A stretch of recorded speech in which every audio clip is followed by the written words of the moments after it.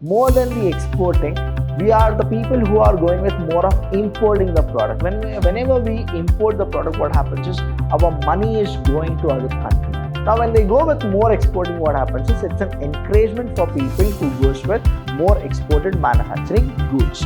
Pre-shipment finance, what happens is the process, the packaging, the labeling, to manufacture the product, everything, what the certain amount you really require, you will be given by the authorized bank. How much they are able to convince the other people and how regularly they are doing those exporting things.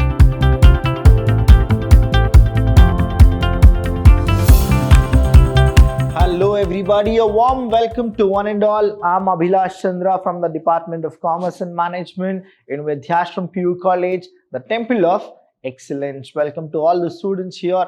Now we are in the next session, that is the 12th session of International Business. Now here we'll go with the process of measuring the schemes, that is you have like 10 listed measures and schemes which we have already spoken in the last session. I'll be explaining each and every topic clearly here. Now the first one is the duty drawback scheme. Now, what exactly happens here? Now please understand all the scheme. It is a 8-mark question which you can get in your final examination. So when we go with the 8 marks, you are supposed to always explain more. The second is export manufacturing under bond scheme. These are the different schemes which you are supposed to know. Exemption from payment of sales tax. Now there are few items which are exempted from paying the sales taxes. Advance license scheme, export promotion capital goods scheme, which is called as EPCG. You will get a 1-mark question. Expand EPCG, that is you are supposed to go with the answer called as export promotion capital goods scheme. The next one is scheme of recognizing export firm has export house, trading house and superstar trading house. I'll explain you what exactly the superstar is all about.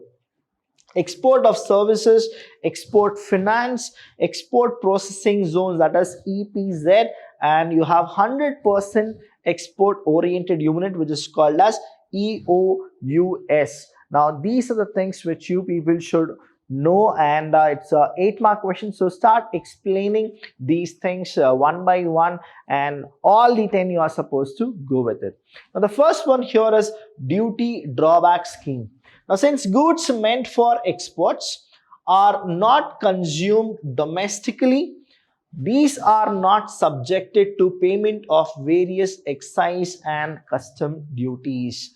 That is one thing. Next, any such duties paid on export goods are therefore refunded to exporters on production of proof of exports of these goods to the concerned authority. Next one is such refunds are called duty drawbacks. Now what exactly happens here? Please understand. Goods meant for exports are not consumed domestically. If it is not taken domestically, what happens is these are not subjected to payment of various excise and custom duties. So some major duty drawbacks include a refund of excess, that is excise duty paid on goods meant for exports, refund of custom duties paid on raw materials and machines imported for export production.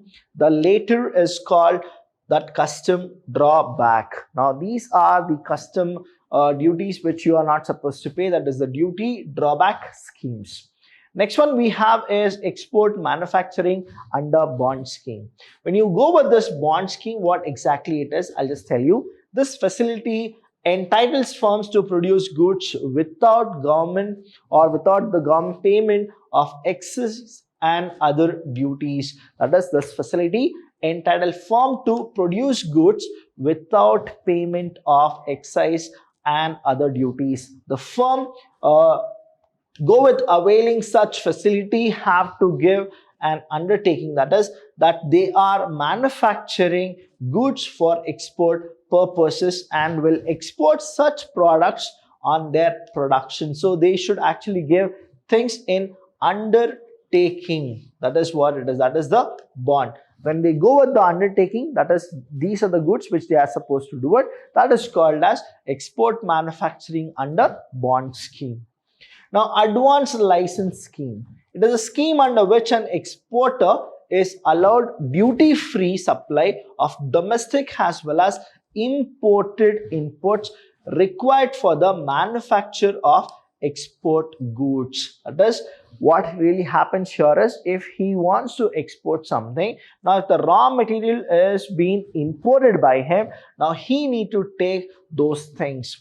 As such, the exporter is not required to pay customs duty on goods imported for use in the manufacture of export goods. See, this is a scheme which is given by the government, saying that if the exporter is going for manufacturing of a goods, and to manufacture that good, if he goes with importing the raw materials, that is the time he will not be paying, that is not required to pay customs duty on goods. Customs duty he will not pay. That is what the advance license scheme will always give. The advance license are available to both the type of exporters, those who export on the regular basis, and also to those who export on an ad hoc basis. There are few people who goes with a regular importing and exporting, and there are few people who go with ad hoc. The regular exporters can avail such license against their production programs. The firm exporting intermediately can also obtain these license against specific export order. So what they actually have a use here is, say example, I'm exporting a product, and the raw material for that product I need to import from some other country. Now what is this happening is, I'm exporting as well as I'm importing. Now it will be too much for me if I go with importing as well as exporting.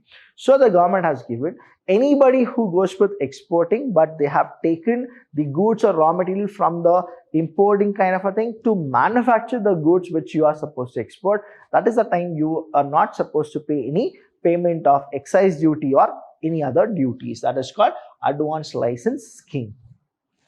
Export Promotion Capital Goods Scheme, which is called as EPCG. Now the main objective of this scheme is to encourage. Please understand, all these things are done by the government only for the encouragement of the import and export. The more export happens, please understand this, when we go with more export, right, the export is more, and when we go with less import, what happens is we are in surplus and our country will be always in surplus. But if you export less and if you import more, now we are in deficit, that is the country is in trouble. Now right now in India what happens is, importing is more and exporting is less. So what the government of India is doing is, they're going with giving more schemes for the people who goes with exporting. Now when they go with more exporting, what happens is, it's an encouragement for people who goes with more exported manufacturing goods. So the main objective of the scheme is to increase the import of capital goods for export production. That is, if you want to go with export production, you are supposed to have the raw material. To get that raw material, you will get these kind of a thing. Now the scheme allows export firms to import capital goods at negotiable or lower rates. Negotiable in the sense, now you can actually negotiate how much it is, of custom duties subject to actual user condition and fulfillment of specified export obligations. If the said condition are fulfilled by the manufacturers, then they can import the capital goods either at zero or consensually rate of import duty. That means some of the items will be like, you're not supposed to pay anything at all, or you are supposed to pay very minimum of it. Scheme of recognizing export firm has export house, trading house and superstar trading house. I'll be explaining you what exactly the superstar is all about. With an objective to promote establishment of exporters and assist them in marketing their products in international market. The government grants the status of export houses, trading house, star trading house, and select export firm. Now this status is granted to a firm. The status is granted to a firm on its achieving a prescribed average of export or performance in past selected years. Beside attaining a minimum of past average export performance, such export firms have to also fulfill other conditions as laid down in the import-export policies. Now here what happens is, which are the people who are going with the trading houses or superstar trading houses, in the sense on what basis or the average they actually achieve, and the star trading houses to select export firm, in the sense that is the status is granted to the firm on its achieving a prescribed average export of performance. So if any house they go with more export, what happens is they'll be getting more stars. When they get more stars, what is it? They are actually building an economy for the country as well as for themselves. So the government of India is giving them more negotiable kind rates, and they will actually minimize the rate of custom duty and other duties on the basis of how much they are going with more export. Now if the government of India can actually do more help to many other people who really want to export their product, then what happens is in a large spectrum we can actually feel that the exporting in India will be very huge and importing will be reduced. But here you need to also understand that more than the exporting, we are the people who are going with more of importing the product. Whenever we import the product, what happens is our money is going to other country. So when you export your product, the money is coming to your country. So these are the differences which you people should always go through. And there are many people who want to increase the export metabolism in India, but due to many of the reasons, exporting is not happening. And let's hope for the best. In the coming years the export will be more and import will be less, so that we get surplus amount of money and not deficit. Now export of services. Now in order to boost the export of service, various categories of service house have been recognized.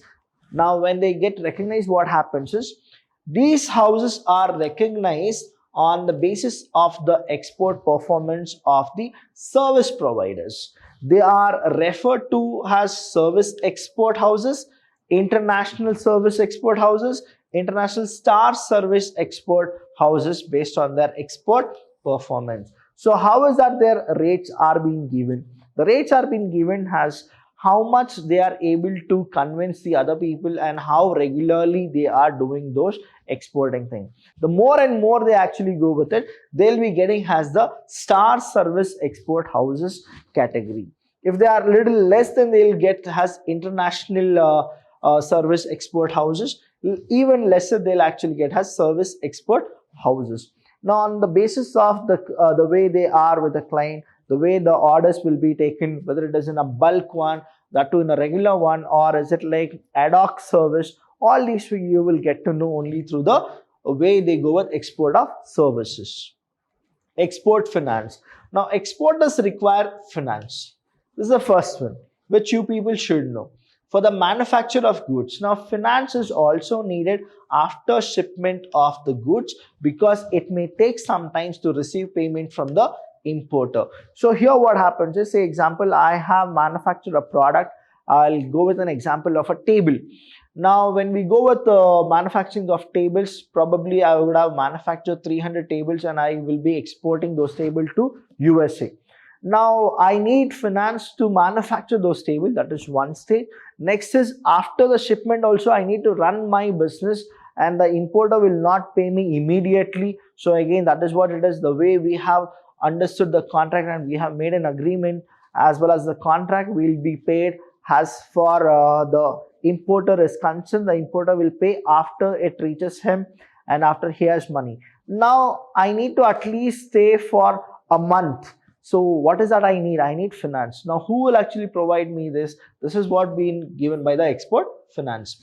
So therefore, two types of export finance are made available to the exporters by authorized banks. There are authorized banks which will actually fund the exporter to manufacture as well as to retain his business.